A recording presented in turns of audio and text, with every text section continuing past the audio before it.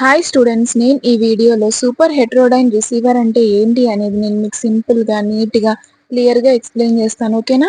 So video last వరకు చూడండి, ఎక్కడ స్కిప్ చేయకండి, మీకు అర్థమయ్యేలాగే సింపుల్గా చెప్తాను. సూపర్ హెటెరోడైన్ రిసీవర్ అనేది ఒక ప్రిన్సిపల్ మీద వర్క్ అవుతుంది అనమాట. ఆ ప్రిన్సిపల్ ఏంటంటే హెటెరోడైనిక్.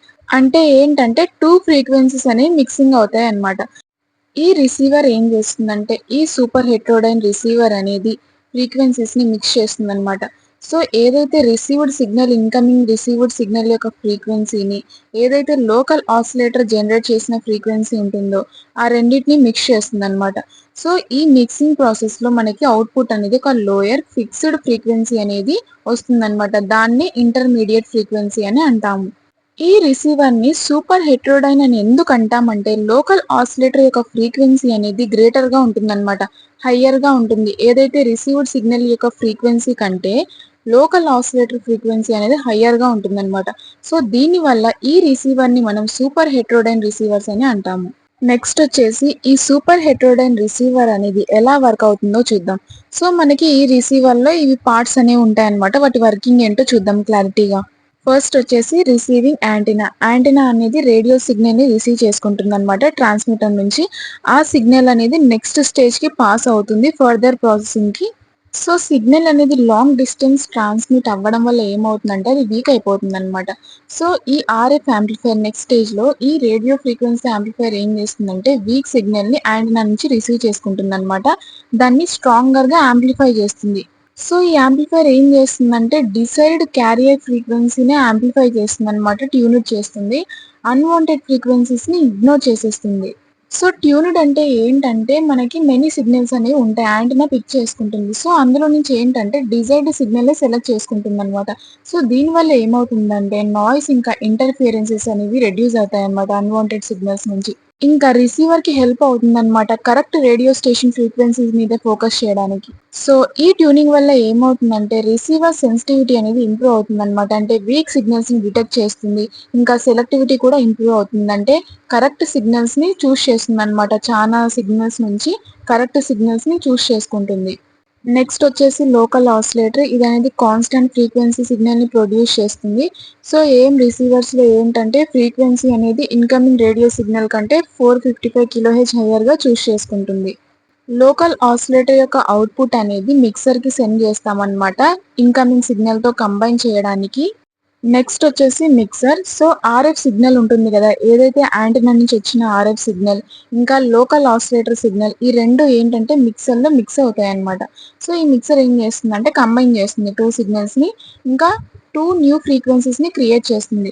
సో ఒకటి వచ్చేసి టూ ఫ్రీక్వెన్సీస్ యొక్క సమ్, ఇంకొకటి వచ్చేసి టూ ఫ్రీక్వెన్సీస్ యొక్క డిఫరెన్స్ అనమాట.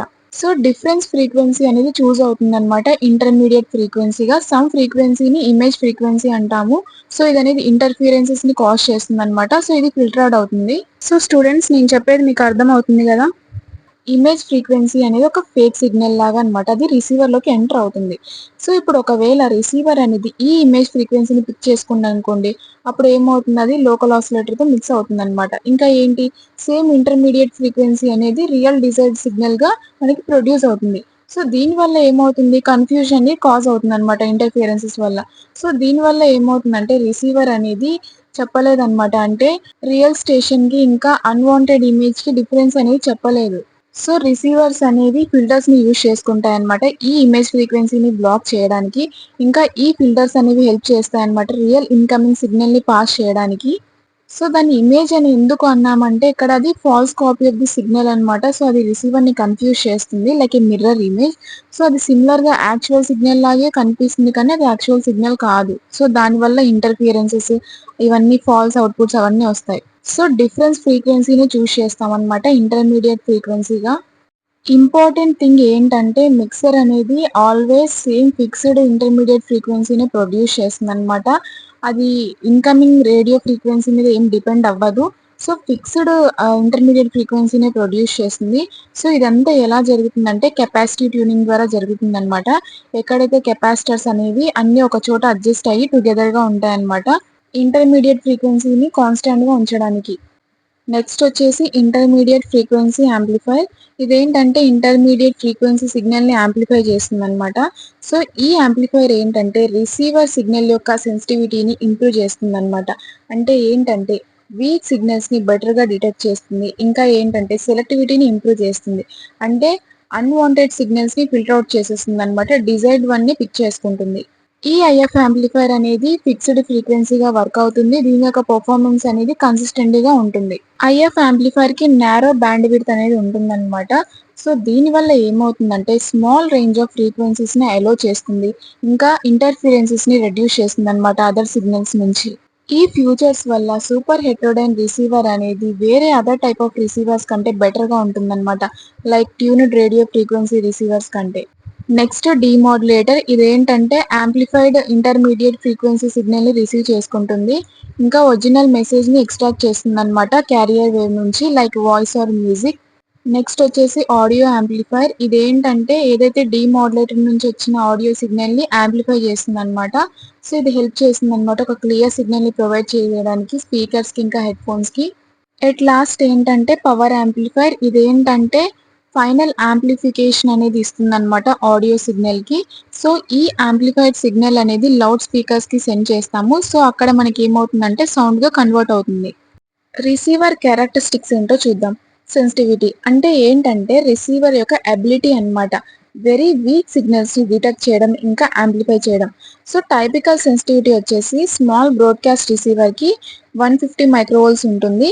హై క్వాలిటీ కమ్యూనికేషన్ రిసీవర్స్ కి ఏంటంటే 1 మైక్రోవోల్ట్స్ ఆర్ లెస్ ఉంటుందన్నమాట.